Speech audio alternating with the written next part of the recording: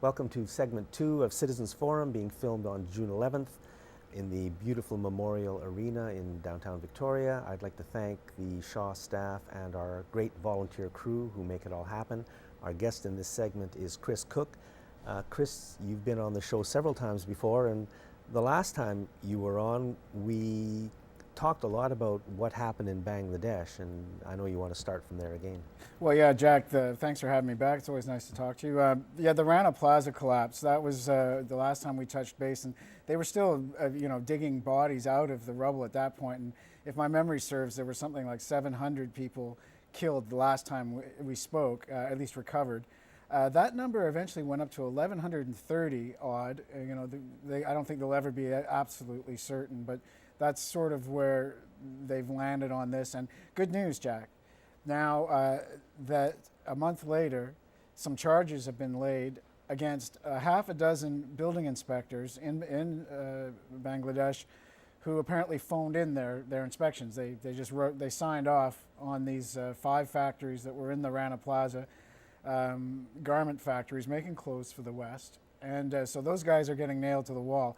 And Jack, the last time I was here, I said that Joe Fresh, the Canadian company that's a subsidiary of Loblaw Inc., should be crucified. And I've got to apologize to my mother's friends because they phoned her horrified to see her son on Shaw television calling for the crucifixion of poor Joe Fresh. So Joe Fresh is not a person, so don't worry about that. But these guys they're going to get nailed. Their feet will get nailed to the floor. These hapless inspectors who, while corrupt, I'm sure they were, had no choice. At the very bottom of the food chain. I mean, look at the corruption here in Canada. In a country like Bangladesh, you'd expect it's much, much worse. And if they can get away with the 6 people at the bottom, the building inspectors go to jail, and everybody else comes out of it looking good, then they'll all be very happy. It's got to move up the ladder to the very, very, very, very, very, very top, wherever the top is. The president of Bangladesh, the top industrialists in Bangladesh, the corporations. I mean, you mentioned Joe Fresh, but I walk through Walmart occasionally, and I looked at their clothes after what happened, and there huge amounts of Walmart's products are from Bangladesh. Sure. Well, Bangladesh is enormous. I mean, and Bangladesh is important because it's the cheapest, right? It's the cheapest wages. Well, they've got, there was a really interesting interview with the founder of American Apparel, Dove Cherney, and it was on the CBC radio, and he was talking about locally sourced and making things here. Like what a concept. We used to do this years ago, and of course the garment workers weren't. It was no great shake for them here either, right? But what Dove was proposing was a global minimum wage, so that these big transglobal or transnational corporations can't just say, okay, well, I'm going to Haiti then, or if Bangladesh, inches up their pay scale or allows unionization to take a foothold. The companies just move to the next country. That's the threat, and oftentimes they make good that threat. And Haiti is always like the very sort of bottom. It's used as the example to keep all these other countries in line. They don't want to end up like Haiti, right? And they say, okay, well, we'll go where it's cheaper. So then I guess it's up to each of us, when we go out and buy something. What Dove says is, look, why don't you take, if you're in Canada, the minimum wage is, there's not a national minimum wage here, but I mean, you could average it out. It would be somewhere like $9, say. So he proposes, all right, well, that's an hourly wage in Canada, so, why don't we pay these workers $9 a day in Bangladesh, $9 a day. And they could live a decent life. They could educate their children, But because right now the wage that they get is $40 a month. They're making like $1, or maybe the foreman or whatever probably make $2 a day, something like this. Yeah. So, this is. I mean, it shines a light. Too. Oh, okay. There was a response in Canada, and this is I've written this down. It's the Bangladesh Fire and Building Safety Agreement. And this is the act that Loblaws and others have signed on to. They're supporting this. But it's really lipstick on a pig, It's a great idea. The inspectors will be probably inspectors that phone in their inspections, just like these hapless guys that got nailed, you know. They're not saying anything about unionization. They're not saying anything about minimum wage. You know, these are the real issues, you know, and Dov Cherney says, well, look, these guys can make all these nice sounding things, you know, these agreements and protocols all day long. But unless they address the bare minimum is the wage, you know, and if they can't get a union to stick together without being, you know, beaten up and harassed by the police and other actors, well, then maybe it's up to the global garment industry itself to say, well, okay, we're going to put a label, you know, in our countries that these guys have signed on to a minimum wage, and then you and me, if we're going to go and buy new clothing, we can say, oh, well, there's the sticker that says that these guys are a part of something that pays a livable wage, you know, and allows some dignity. Because as it is, you know, I mean, it's a model that can't go on, you know, if we're going to be able to look ourselves in the mirror. I mean, this is slavery. This is 21st century slavery. You're absolutely right. You're absolutely right. But, I mean, you just don't think anything's going to change because everything seems to be going in the opposite direction. We're heading off the cliff, you know, we've got to turn it around because everything you've said is absolutely correct. It's a nightmare. There's no reason we can't have a garment industry in Canada with people making a living wage.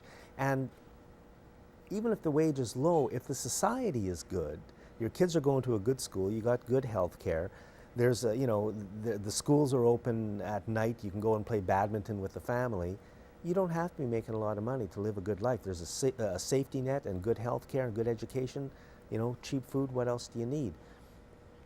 That's what we could have. But instead, all of the money goes into the pockets of the 1/10 of the 1%, and there's no money for all of these other people, the millions and hundreds of millions around the world who it's being taken from. It's a disaster that we have to turn around. But well, yeah, I mean, when you talk about, you know, the corruption in Bangladesh and the corruption in Canada, and where does it go up to the top? Well, corruption, I mean, corruption is an aura. I mean, it's a thing unto itself.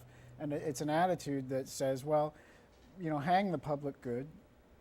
I'm going to look out for myself. It's a mean old world out there, and, you know, you got to take what you can take while you can take it.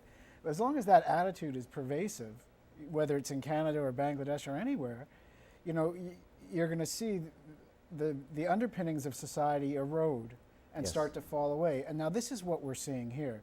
So now when you say things are getting worse, Jack, well, this is a desperation of a cornered class, you know, where our society is starting to erode, and it's happening more slowly in Canada than in the United States, perhaps, and in some other countries, but it's happening. And while that happens, the people that have, they get much more desperate to hold on to what they have, and they accelerate, and this is what you're seeing, is an acceleration of their failed model, because they think, well, you know, the failed model is not bringing in what it used to, so we'll double it and try to bring in the same amount.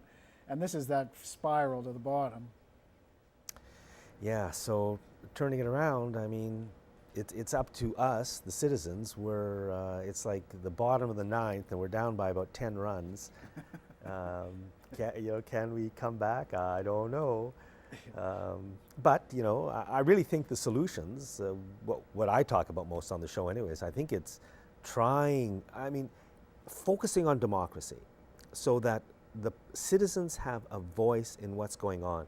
Because in Canada now the citizens have no voice. If we did, you know, maybe we'd say, yeah, let's have a global minimum wage. We support that. It would probably benefit us in many, many ways. And Canada would then begin to push for that. But instead, Harper doesn't care what we think. Christy Clark doesn't care what we think. None of the top politicians care what we think. They are forced by the corporate owners of the country to do what the corporate owners want if they want to continue their political careers. And we sail along, you know, into the nightmare. Well, this corporate nexus is really the issue, you know, and it crosses all issues. The corporate rule of Canada, the United States, the world, is really the issue. Yes. And they've only got one God, and that's Mammon, you know, the God of profit. And that's all. So they're a one-trick pony, really, when it comes down to it. They've got no imagination for clean air and clean water and democracy and the dignity of man. this isn't an issue. It's not something that an accountant can properly, at least now, put in a ledger. I mean, it should be and it could be, but it's not. Out of convenience, it's an externality to the economic paradigm, and this is the reality that they live in, and it allows them to put the knife in the back of the rest of us, and in an anonymous way that seems okay to them. But this corporate nexus, I mean, we're seeing it now. This latest whistleblower, and these whistleblowers are coming out of the cracks now, people that are too outraged to let things carry on. But this wiretapping fiasco in the U.S., we've all known it's been going on, but not to the extent. But the most interesting part of it, for me at least, is to see this outfit, this Booz Allen Hamilton outfit, which is outsourced CIA spook work, basically. And this is happening. They're not the only company. There's SAIC and a whole bunch of other Grumman, Northrop Grumman. So you mean it's corporations that are actually doing the work? They are outsourcing all of these CIA, NSA spooks, FBI guys. They've been departing. They've been fleeing, much as the military in the NATO countries has been fleeing these recent years into Blackwater and these mercenary companies. Well, the spooks are doing it too, and they're going to places like Booz Allen Hamilton. So basically, the spy network, the NSA in the United States, CSIS in Canada, perhaps, we're not even sure about, but they outsource their work to a corporation, and a corporation that has its agenda first, and its agenda is the same one. It's so we can only think then that all the information that is supposedly being collected by the U.S. government is also being collected by corporate America.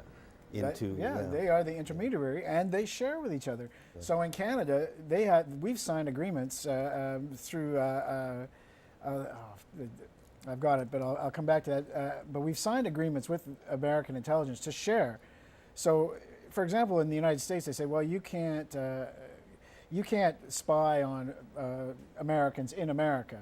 But that doesn't mean that they can't get information on Americans from a corporate branch plant in Canada that is processing material gleaned and then sending it back. And likewise, the Canadian government can go to a Canadian company or to an American company and get information crossing back and forth, right? Or Britain or Australia or any of these. That's why the corporation that did our most recent censuses was an American defense industry giant. I don't remember which one. Yeah. But they were contracted to do the census, the capturing of all of our information. Yeah, well, these are massive companies that are bigger than most countries now, in their financial reach. And this chap Edward Snowden. Now everybody's after him now. He's going to be the next Julian Assange or Bradley Manning, if they can catch him. But when you get right down to it, what is he charged with? He was working for a private corporation and he spilled their beans. Now, is that treason then, to spill a corporation's secrets? That's more treason than anything. Well, I mean, maybe it is, but these are the places where we are now. Michael Geist, it's Geist, michaelgeist.ca. He's a Canadian chap. He's written a really great article. I got it here. Why Canadians should be demanding answers about secret surveillance programs, and he talks about the Communications Securities Establishment Canada, which is a secretive offshoot. And these are Canada's spooks. These are our NSAs, and we get very little information in this country. Our press, as you've pointed out many times, doesn't do the same kind of diligent work that even the American press does. Oh. Yeah, so I mean, Canadians are largely ignorant about a lot of what goes on in this country, but we look at the United States, and that ignorance, we go, well, it can't be happening here. I haven't heard about it. Well, yeah, guess what, folks? It is, and you're not hearing about it, but it's parallel to what's happening in the States. So I'll phone you later, and we'll tell Harper what we think of him. Yeah, you can listen in. And he'll hear it. You can have a party line. Okay. It's going to be interesting to see where this NSA thing goes. I mean, there's a lot of outrage in the United States. I heard talk on American radio of, let's impeach Obama. But it's like, it is, it's over the top. So I wanted to talk a little bit about what's happened over the last 10 years, I guess, in Iraq, now Libya, and now Syria. And I mean, they've been at the receiving end of the insanity coming from the corporate world. Iraq, I mean, it was a prosperous country. It's insane, in like a many fox. ways. It's been totally destroyed. Yeah. Libya, one of the most prosperous countries in Africa, was bombed and huge damage done. Now there's, I understand, civil war going on there. I'm assuming it's much, much worse than what it was when Gaddafi was the president. I think it was pretty good for people there when Gaddafi was the president. I don't know. But now there's nothing in the media Well, about if what's you happening. look at these examples that you cite, Libya, Syria, Iraq, these were three sectarian countries. Sectarian meaning they were not ruled by they were religious. Yeah. On the face of it, democracies, but it wasn't a theocracy like Iran or Israel, for example. These were sectarian nations. They provided health care and education and benefits. Now there were downsides to it as well, and I wouldn't want to sugarcoat anybody's record, especially in Syria, or the late Saddam Hussein too. But what they had in common, they were sectarian nations that were prosperous. Their populations were educated. They had autonomy to a great degree. Now they're all in rubble. They're ruined, but their wealth is being extracted nicely. In Iraq, the people in Baghdad may not be living very well, and they may be car bombs in Basra and in other cities yet, But the fields, out on the oil fields, the money is chugging along You never nicely. hear a word about the oil fields anymore, The money right? made by the corporate interests through these wars has been a fantastic amount of money. Don't you remember in Iraq when they were weighing American dollars? They'd send American dollars on great pallets. By the ton. And they would weigh it. They couldn't count it even, and they were throwing this hand over fist. And this is how they bought their corruption there. And they created private armies like Blackwater, which now has a different name. Out of the money from those wars were created private armies that will now work against us. Chris, we've only got less than 1 minute left, so finish off. Well, it always comes home, Jack. What has been done abroad, like in Iraq with these private armies, now with our private spy agencies, this corporatization. Do you remember Paul Bremer when they were first in Iraq? Paul Bremer was the proconsul of Iraq, a corporate guy, and from Yale, and he wore like a business suit, and the first thing he did was privatize everything, and Iraq was going to be the great model corporate state. Well, that mentality has won in Iraq for now, but I don't know how stable that victory is, but the mentality is strong and coming back here, and this is what they'll do to us as well. They'll privatize everything, and we'll be a corporate state. Thank you for watching this segment of Citizens Forum. Thank you, Chris Cook.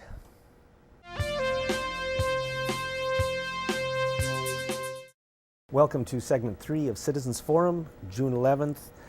A couple of weeks ago, I attended the Great March Against Monsanto. It was a worldwide march to draw attention to this nightmare corporation which has led the way down the path of destruction for the human race for decades now. It's been doing it for a long time. The latest thing they're involved in is genetically contaminated foods.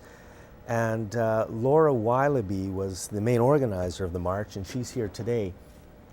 So Laura, maybe you can start off by telling us what the March Against Monsanto was all about. Well, the march was in response to genetically modified food and the lack of labeling on the boxes so that we're not even aware of when we're eating it. In recent times, research has brought up a whole lot of health issues that are related to it, such as cancer, infertility. Animal research brings up the issues of death. And now, my understanding is there's a lot of organ damage shown by some of the testing. Am I correct in saying that? Liver, kidney? That's true. But one of the problems too is that there's not really a lot of research done on human testing in general. I mean, it's one thing to say that the larger corporations are trying to say, such as Monsanto, that genetically modified food is perfectly safe for us. But we're supposed to be basing that all on their corporate-owned evidence, their scientific study that they haven't made available for peer review or for government review or anything else.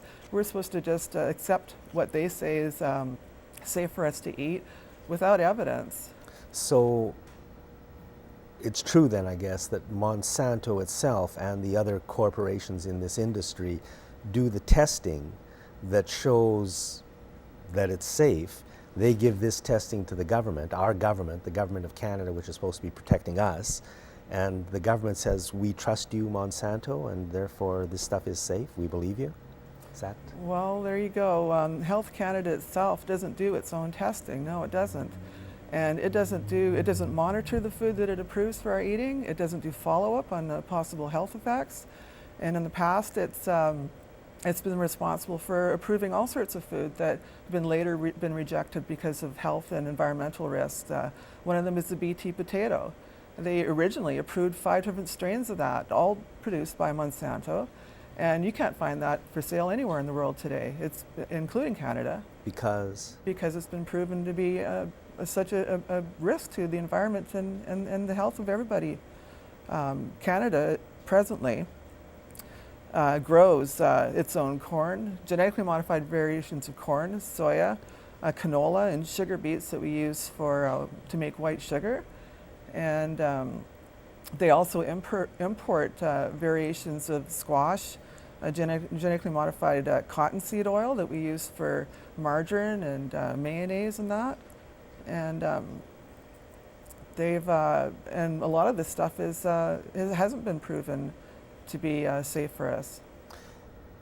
It's, I remember back in, I think it was 1994 when this stuff first began to appear in our food supply. And it happened in complete secrecy. This was back, I guess, when maybe Jean Chrétien was the Prime Minister, so obviously he was in on it. And it was only after a couple of years that we began to hear rumors that, well, there's something weird now in our food that got put in there completely without the knowledge of the people of Canada. And it turned out to be exactly this genetically engineered food, where they do something that's never been done in nature, which is to take genes, I guess, from one species, like a turtle or an insect or a fly or a fish, and take those genes and in a very rough way inject them into the DNA of plants, because it gives them something that they want. And I think the number one thing that they want is it makes plants like soy or cotton or corn, they're not killed by the pesticides that used to kill them. Is that kind of correct? Yeah, it's supposed to make them resistant to the chemical spray on them, and because they produce their own internal pesticide. The object was that the farmers would need to spray less. That's what they told us. That's right, and their reasoning behind why society should accept genetically modified food, was to they were saying that to grow more food would end world hunger. It was to help feed the starving population of the world. Monsanto's number one goal is to feed the world's poor and end world hunger. That's Anybody right. who knows anything about Monsanto knows that that is not what they're all about. They're about money and profit and power. That's right, and one of the recent issues of ethical issues that should be of concern to everybody is they're now experimenting with human genes. They're putting human genes into food. Human genes into food. They've already spliced human genes with corn in order to make spermicide, and now they're they've been experimenting with human genes for a long time.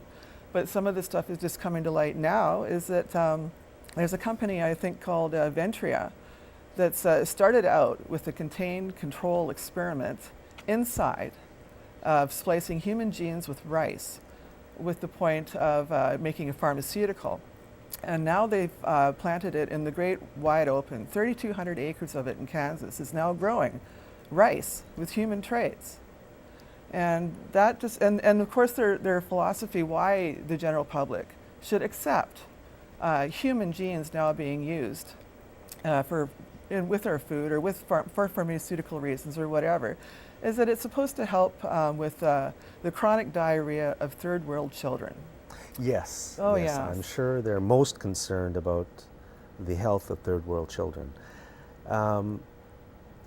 So once again, it comes down to this issue where our governments, federal and provincial, are completely, it seems, working for and with Monsanto, and especially a lot of our universities, because Monsanto does have lots of money, and they throw the money into our universities.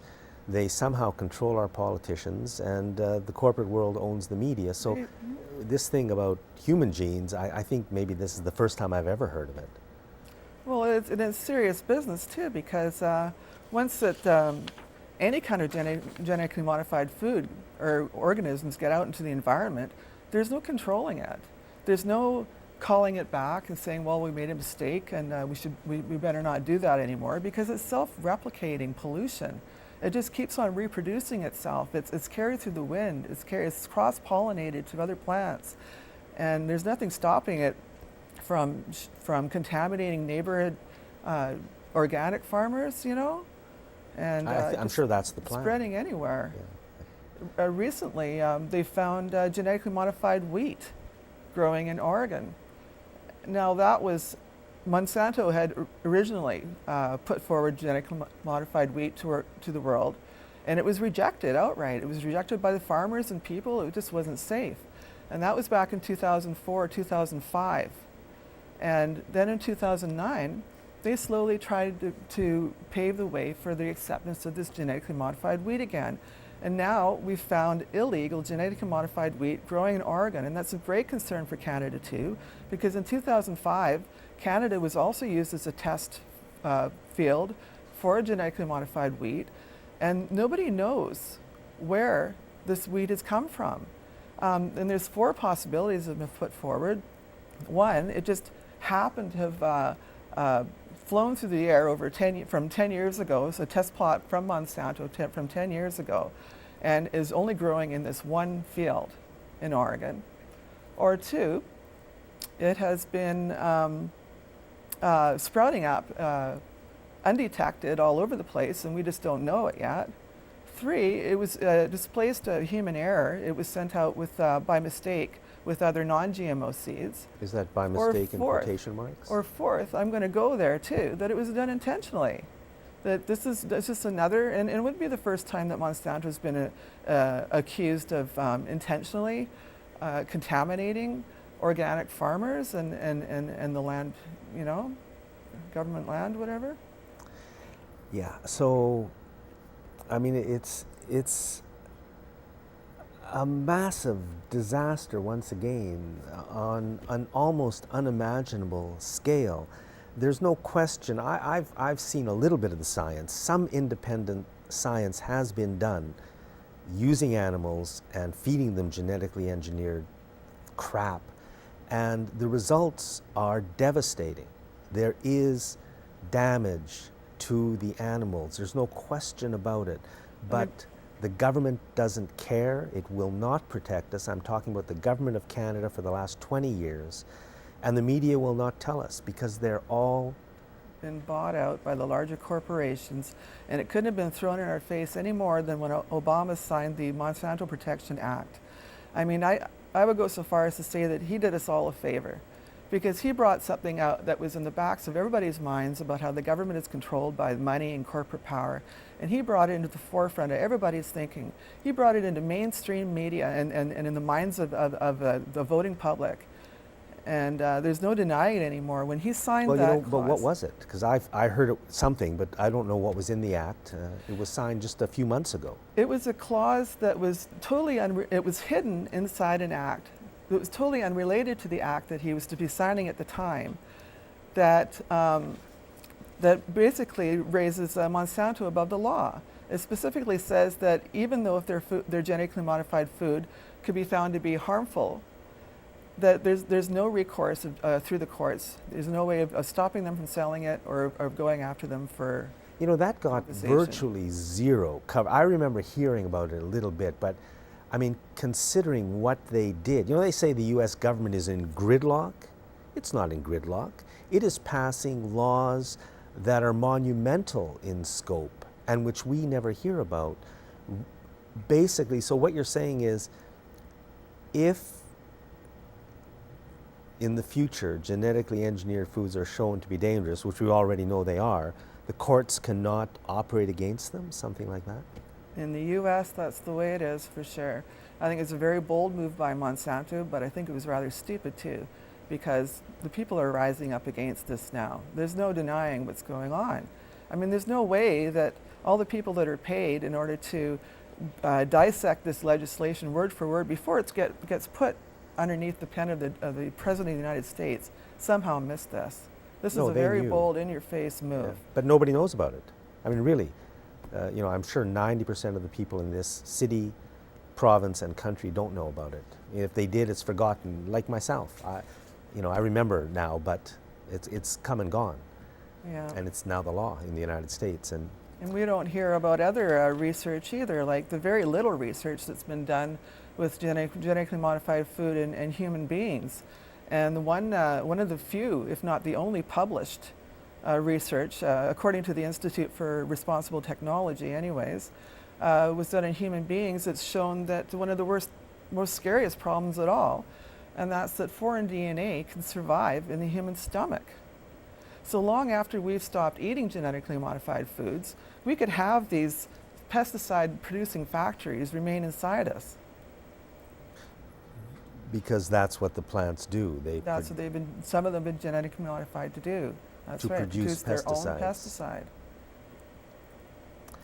pesticide. What can, here, question number 9 on the list. Maybe we should go right to it. What can we do now? Well, there are so many things that we can do. There's Bill C-257 out right now that's seeking mandatory legislation to label all our food in Canada. So, a federal bill? Yeah, I mean, we have a right to know what we're eating and feeding our families and feeding our pets. You're talking about labeling. Yeah, and labeling. We can demand outright banning of GMOs. I mean, there are many countries in the world that will not accept genetically modified food into their country. Can you name a few? Well, Austria, Germany, Peru was the last one. Peru, and we're talking about companies that are a lot less progressive than the United States, which is usually seen as a leader of the world. Peru is one of the last ones, and you cannot import it there, you cannot use it there, you cannot grow it there.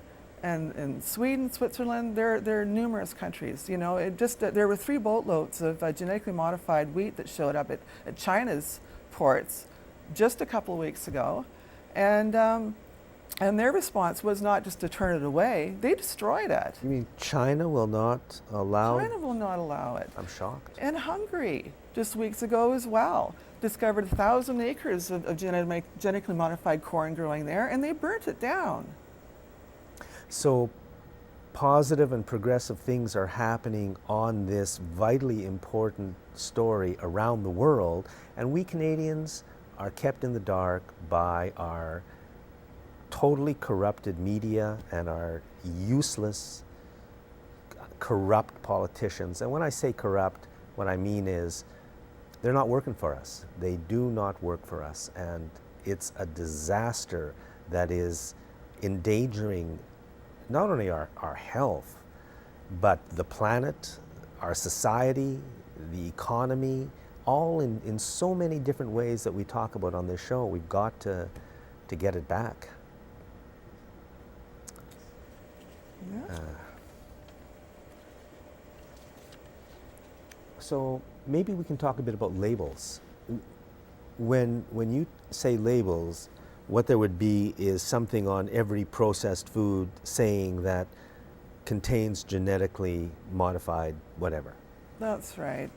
So people would know. It's the consumer's right to know what they're eating and feeding their families, and there are ethical issues at stake as well. You have to think of people who are eating, whether they be vegan or vegetarian or halal or kosher. They have a right to know what they're eating. And in the present state, they don't know what's in the boxes of the food. And it's been stated that almost 3/4, if not 80% of the processed foods in the grocery store that you shop at today has been genetically modified. It has those characteristics in Yes, it. it has some genetically contaminated products in it. And without the So- labels on the boxes, we have no way of being able to support the companies we want to support. Now, And I've heard that companies that put on their boxes no GMO in this product are being banned from some stores. Is that correct, or am I off base on that? Well, I haven't heard that myself. I have heard the argument that if it becomes mandatory that we have a labeling on the boxes, that some companies will simply, instead of labeling and scaring people off, is what their fear is, they'll simply stop using genetically modified ingredients. And of Sounds course, you know, why would the corporations want labeling then? Yeah. And currently, if you're shopping, you can be misled by different words that say all natural and so forth too. And organic, even organic doesn't mean necessarily they haven't been using genetically modified food. It needs to say certified organic on it. And the only voluntary labeling organization right now is non-GMO certified. It's a blue and green box with a butterfly Laura, on I'm it. afraid we're out of time. You can make donations to this issue if you just go to the website or Facebook page that's on the bottom of the screen and look for the PayPal button. Thank you for watching this segment of Citizens Forum, and thank you, Laura. Thanks for having me.